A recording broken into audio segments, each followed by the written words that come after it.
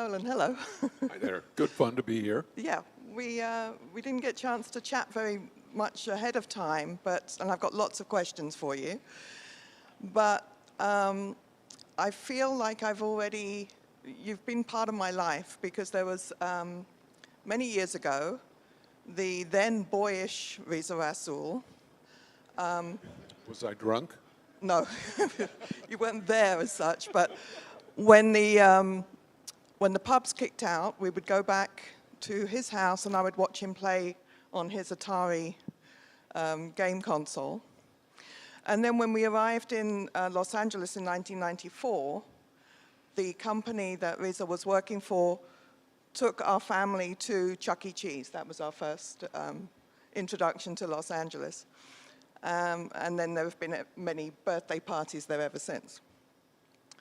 But now I'm more interested in what you're doing with AI in education as an educator.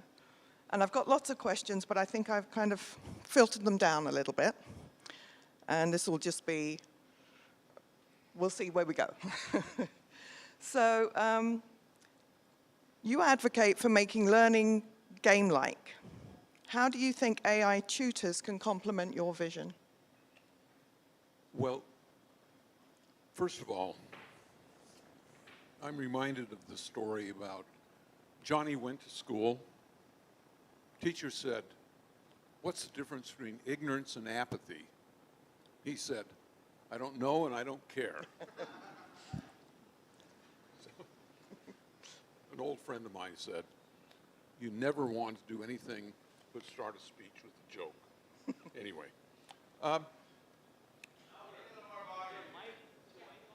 I think it is, isn't it? Yeah. Okay. Sorry about that. I'll try to keep it right to my lips. The reality is that we remember 5% of what we hear, 10% of what we see, and 80% of what we do. So the sage on a stage metric is wrong. And so gamification of education forces a child, the adult, the learner, to remember because you are engaged. You're part of the activity.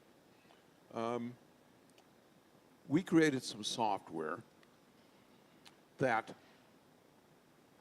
literally you responded to it every 3 to 5 seconds. And we found that we could create and learn at a rate that I felt that we could do a complete high school, 4 years of high school in less than 3 months. That's good. AI. What AI allows us to do is adaptive. And, you know, I kind of like to set up metrics of how do we know when we've won? And I believe that we have a world in which there are no grades and no grades. You say, well, what do you mean? 3rd grade, 4th grade, 5th grade, that implies batch processing. And there's so much variability between the way kids learn, the way adults learn, the level of maturity within that age group. A year for a 3rd grader is, you know, from the beginning to the end is really a lot. So batch processing was invented when it was the sage on the stage. Teachers, lecturers, professors. Not necessary anymore. We can adapt, and with AI, now the AI can start to ask some questions. How does this person learn? What's resonant? What's effective?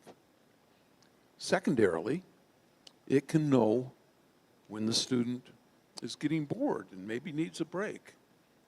Typical high school student's attention span is less than 20 minutes.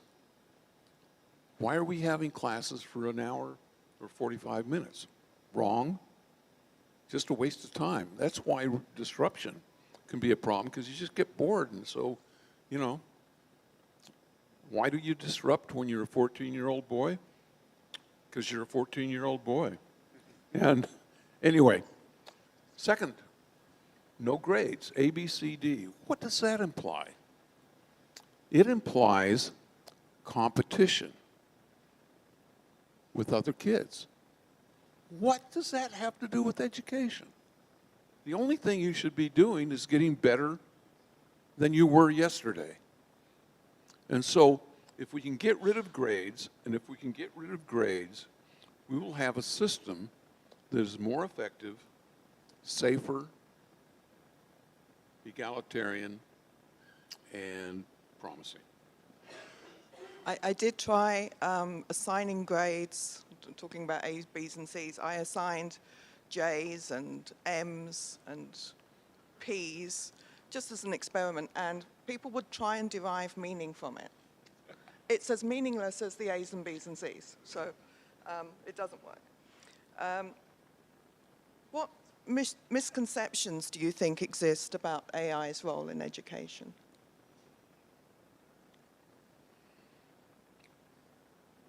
You know, I really haven't heard many people who've dealt with that.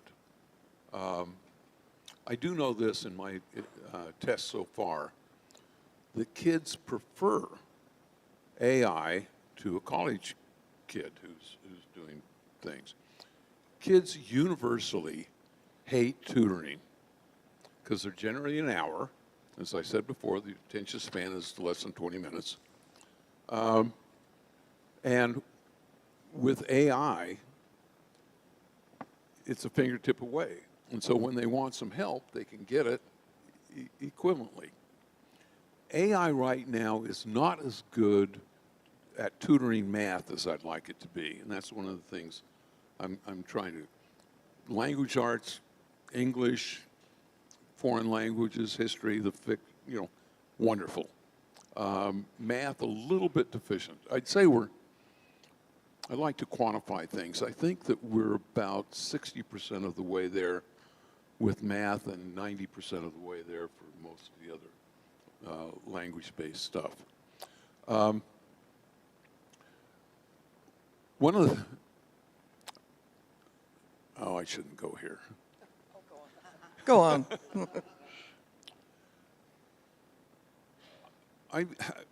One of the things that is a promise and a curse is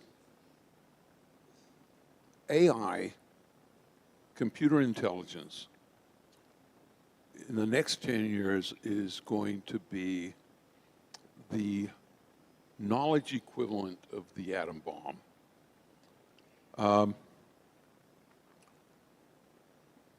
We as a species are very good at adaptive.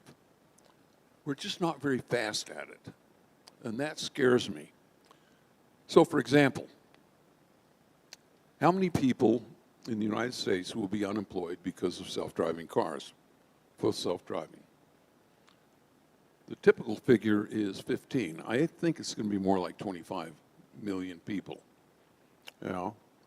So not only are we going to get rid of drivers, we're going to get rid of insurance adjusters. We're going to get rid of body shop people. We're going to massively get rid of the number of cars that are manufactured. And then that whole chain of cars manufactured, cars sold, what have you. And the reason for that is that if you have self-driving robotaxis, you will be able to get an Uber for under 30 cents a mile, because electric cars, nickel a mile for electricity, capital cost of the vehicle, maybe 10 cents a mile, maybe 8. No driver, so then how much profit do you need? 30 cents a mile? That's cheaper than the New York subway. So that's one part. Second part, AI will eliminate 80% of the teachers. Not necessary anymore. It will totally decimate colleges and universities, which is way overpriced and not very effective. The things that a lot of kids are learning will never pencil out in their job skills. And I always believe that we're trending towards a perfect knowledge. Kids are going to learn that, parents are going to learn that, and all of a sudden the whole ecosystem shifts. So that's my dire prediction. Thank you for that. I'm out of a job now.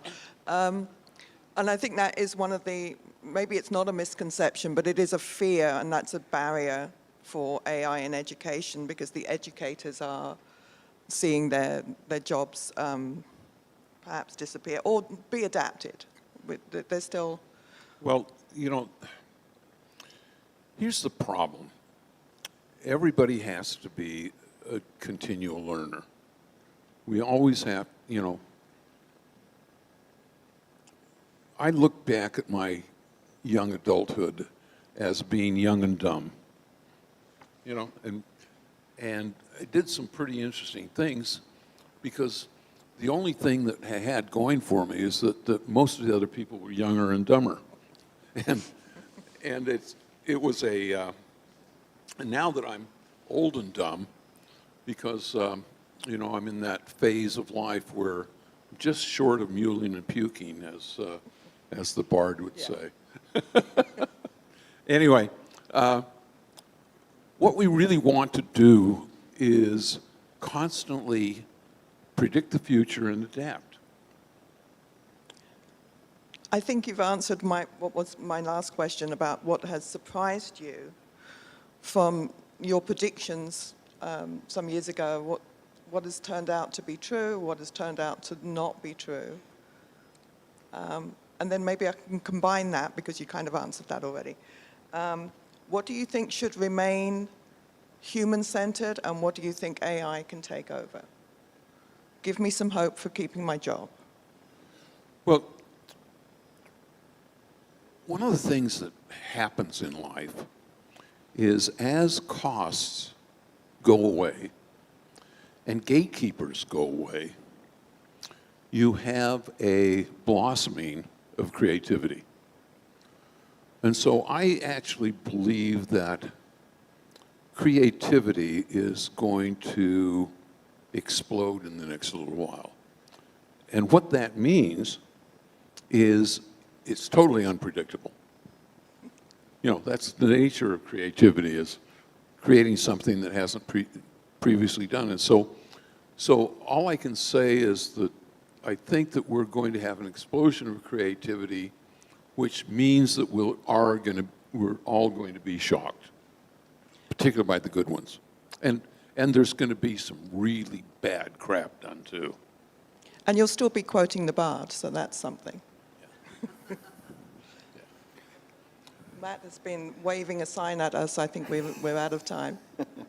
As we should be, because it is. But I want to tell you that that the past, present, and future walked into a bar. It was tense.